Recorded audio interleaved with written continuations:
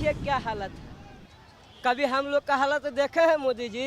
अपने से कभी मिलते हैं क्या मोदी जी? आपके पास जी 3 फीट के रोड और 9 फीट के बोर्ड लगवाते हैं। हम लोग एकदम पाटलिपुत्रा के एक बच्चे हम लोग तैयार हैं कि इस बार उनको कम से कम 2 लाख से ऊपर मतों से विजयी दिलाने का संकल्प लिया है और दिलाएंगे। करोड़ लोगों को दे रहा है अनाज। क्या दे रहे हैं? वो कांग्रेस दे रही थी पहले से, ही का नया दे रहे हैं, घर से दे रहे हैं। इतना आम कटौती इन्होंने कर दिया। इधर पहले तेल भी मिलता था, किरासन भी मिलता था, राशन भी मिलता था, चीनी भी मिलता था। इन्होंने सारे कटौती करके, क्या 5 साल गेहूं में कौन भाई लोग हैं जो 1 महीना खा लेगा? कहावत है कि 10 बरिस 10 साल में इनका दशा बदल गया। अब मोदी जी फिर जीवन में नहीं आने वाले हैं। नमस्कार, आप देख रहे हैं आरडी न्यूज। मैं हूं योगेश चक्रवर्ती और इस वक्त हम पटना गांधी मैदान में हैं और यहाँ पे इस गांधी मैदान में मीसा भारती के नामांकन कार्यक्रम में हिस्सा लेने वाले उनके समर्थक और कार्यकर्ता जो है मौजूद हैं। आइए उनसे बात करते हैं और जानते हैं कि वो लोग यहाँ आए हैं, क्या कहना चाहते हैं, किस मकसद से आए हैं। कहाँ से आए हैं आप? मैं मसौढ़ी से। मसौढ़ी से आए हैं, मीसा भारती के नामांकन कार्यक्रम में आए हैं।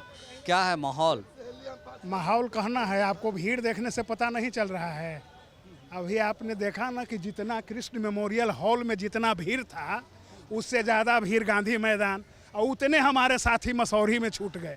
देहात में तो गाड़ी पहुंचा ही नहीं, सारे लोग कपड़ा पहन करके खड़ा रह गए। इन साल ऐसा माहौल है कि हम लोग 5 लाख वोट से डॉक्टर मीसा भारती को जिता करके सांसद भेज रहे हैं। इसमें कोई दो मत का बात नहीं है। 30,000 लीडिंग हम मसौढ़ी से देने जा रहे हैं जी। ये बताएं कि मीसा भारती दावे तो आप लोग करते ही हैं, कई बार से दावे करते रहे, 2 बार से लगातार वो पिछड़ती रही हैं। देखिए, पिछड़ने का कारण यह था कि कुछ हम लोग में कहीं कहीं आपसी फूट हो गया था। रामकृपाल यादव मतलब कुछ ऐसे बातों को कह करके उन्होंने हम लोगों को तोड़ने का काम किया था। लेकिन इस वक्त उनका कुछ भी चलने वाला नहीं है। उनका भी नामांकन आप देखे होंगे कि कृष्ण मेमोरियल हॉल में सारी कुर्सी खाली रह गई थी।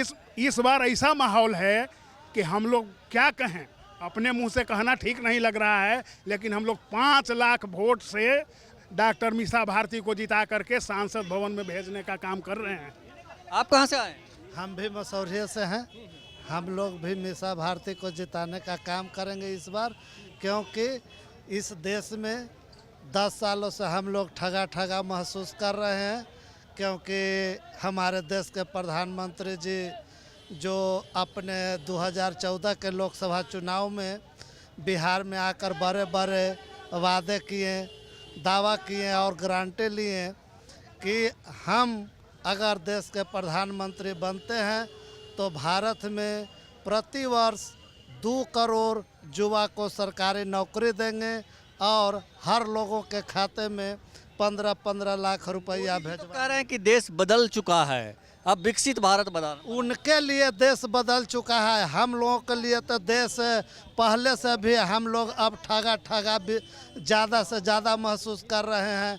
क्योंकि वो 19 में रेलवे में जो बहाली निकाले, उसके बाद आज तक उन्होंने एक भी बहाली 5 साल बाद भी नहीं निकाले, जिससे देश के युवा बेरोजगार लोग रुके 1 मिनट, देश के युवा बेरोजगार लोग ज़्यादा से ज़्यादा नाराज हैं। और इस बार मीसा भारती को पाटलिपुत्रा से हम लोग जिताने का काम करेंगे और पूरे देश में महागठबंधन की बयार बह रही है और सरकार। आप कहाँ से आए हैं? हम मनेर से आए हैं। तो ये बताइए कि मीसा भारती पिछले 2 बार से पिछड़ती रही हैं, इस बार उनको आप लोग जिता रहे हैं। एकदम भारी मुँह से। देखिए, मीसा भारती हम मनेर से आते हैं। वहाँ के ये हैं रामकृपाल जी 3 फीट के रोड और 9 फीट के बोर्ड लगवाते हैं। हम लोग देहात से बिलोंग करते हैं, आप शहर से नहीं। हम लोग देहात में चलिए तो पता चल जाएगा कि किसका वोट कितना ज़्यादा है। देहात में ये, गांव में है, देहात में ये, गांव छोड़ दीजिए शहर को, गांव में ये तो पता चल जाएगा कितना परसेंटेज लाल जी के साथ है। 3 फीट का रोड और 9 फीट का बोर्ड रामकृपाल जी का लगा रहता है। ये क्या मोदी जी से सीखे? क्या उसके पार्टी में तो उसी से नहीं सीखेंगे, दूसरा थोड़ा सीखेंगे। जिसके साथ है उसी के सीखिएगा। जिसके साथ सीखे तो उसको तो यथी कर दिए, कंडम कर दिए, धोखा दे दिए, धोखा दीजिए उसको। अब नए पाठशाला में अब ये अंग्रेजी पढ़ेंगे, व्याकरण पढ़ेंगे, ग्रामर पढ़ेंगे, वो नहीं समझेंगे। हम लोग एक ही चीज़ जानते हैं, हम लोग के जो नेता हैं लालू जी, गरीबों को आगे बढ़ाने का, बोलने का हक दिया है, कैसे जिया जाता है बताने का काम किया है। उनके बताए हुए मार्ग पर हम चलने का काम करते हैं और हम लोग अब की भारी बहुमत से मनेर विधानसभा क्षेत्र से हम लोगों को जिताने का काम करेंगे। तेजस्वी यादव का 1 करोड़ युवाओं को जॉब देने का मुद्दा हिट करेगा? इनसे पूछिए बताइए क्या कहना चाहेंगे? 1 करोड़ जो रोजगार देने का बात कर रहे हैं, वो तो रोजगार दे करके दिखा दिए। 17 महीना में जो रोजगार दिए, इसी पर न जनता का विश्वास हो रहा है, नौजवान का विश्वास हो रहा है कि ये काम करने वाला व्यक्ति है, नौजवान काम करेगा, इसको और आगे हम लोग समर्थन देकर बढ़ाएंगे तो ये बहुत काम कर, करोड़ों का काम कर सकता है। ये बताइए कि तेजस्वी यादव ने एजेंडा सेट कर दिया है पूरे देश के लिए। एजेंडा सेट नहीं किया, जो कर्तव्य है वो कर्तव्य कर रहा है और तब आदमी उन पर विश्वास कर लिया है। एजेंडा क्या होता है? एजेंडा तो बनाया जाता है। ये तो नौकरी देने का एक लक्ष्य प्राप्त किया कि हम नौकरी देंगे 10 लाख। 2020 में बोले थे ना विधानसभा में चुनाव में कि हम 10 लाख नौकरी पहला कलम से देंगे। सरकार नहीं बना, लेकिन बीच में मौका मिला नीतीश जी के साथ, तो 17 महीना में ये अपना जो भी मंत्रिमंडल में जो भी भागीदारी लिए, वो मंत्रिमंडल को सुचारू रूप से चलाते चलाते नौकरी देने का काम किया, बेरोजगारी हटाने का काम किया। तब आज करोड़ों लोग इनके पीछे घूम रहे हैं कि हम वोट देंगे, इनको और आगे बढ़ाएंगे तो कल्याण करेंगे गरीब जनता को। 60 साल जो कांग्रेस के राजपाट में जो किसान मजदूर जो शांतिपूर्वक जी रहा था, कमा रहा था, ये मात्र 10 साल में लोग पूछता है कि 2 बार मीसा भारती हार गई, 2 बार हार गई। अरे बीजेपी से पूछिए ना कि आज़ादी के बाद से कई बार हारे हैं आप?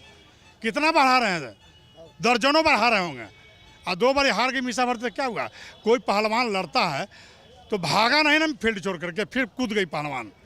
और बिल्कुल हम लोग एकदम पाटलिपुत्रा के एक बच्चे हम लोग तैयार हैं कि इस बार उनको कम से कम 2 लाख से ऊपर मतों से विजयी दिलाने का संकल्प लिया है और दिलाएंगे। ये बताइए कि राम कृपाल यादव जो है क्षेत्र में एक्सपोज हो चुके हैं, उन्हें मतलब कई लोग कह रहे थे कि नामांकन में भी लोग नहीं आए थे। उनका लोग है कहाँ? कांग्रेस के राजपाट 60 साल चला, लगा कि बीजेपी बहुत दिन से मेहनत कर रहा है, जनता विश्वास किया, लेकिन ये तो विश्वासघात कर गए। जनधन खुलवाए, 15 लाख देंगे, नौकरी 2 करोड़ देंगे, सब फिजूल का बात करते करते 10 साल समय काट दिए। तो कहावत है कि 10 बरिस, 10 साल में इनका दशा बदल गया। अब मोदी जी फिर जीवन में नहीं आने वाले हैं। रंजन यादव को लाया गया आपकी पार्टी में, मतलब कोई मतलब घर वापसी आए हैं।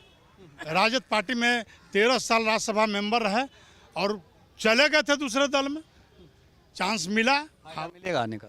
जरूर मिलेगा। गार्जियन है, आए हैं तो एकदम फायदा का। उन्हीं लोग के बल पर हम लोग कूद रहे हैं और आगे 2 लाख से जिताने के भरोसा दिला रहे हैं। सभी भाइयों को नमस्कार, प्रणाम। मैं निवेदन के साथ कहता हूं कि हमारे आदरणीय और माननीय प्रधानमंत्री जी 10 साल देश के प्रधानमंत्री रहे। देश का प्रधानमंत्री देश का कर्णधार होता है, प्रधान होता है, उसी के द्वारा देश का संचालन होता है। सबको हम आप सभी जानते हैं। 10 वर्षों के अंदर 5 साल में उन्होंने कुछ कथा कही, फिर 5 साल के 14 के बाद फिर कुछ कथा कही। आते आते जनता का विश्वास उन पर से इतना उठ गया, इतना गरीबी आ गई, इतना महंगाई आ गया कि गरीब को काम तक नहीं मिला। आज ईंटा बालू ढोने वाले, लेबर क्लास के लोग, ठेला चलाने वाले, सब लोग पटना से, राजधानी से घूम के जाते हैं। साथियों, मीडिया वाले भाइयों सुन लीजिए।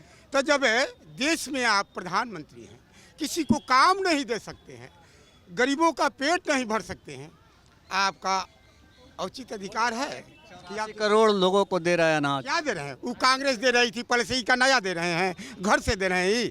इतना कटौती इन्होंने कर दिया। इधर पहले तेल भी मिलता था, किरासन भी मिलता था, राशन भी मिलता था, चीनी भी मिलता था।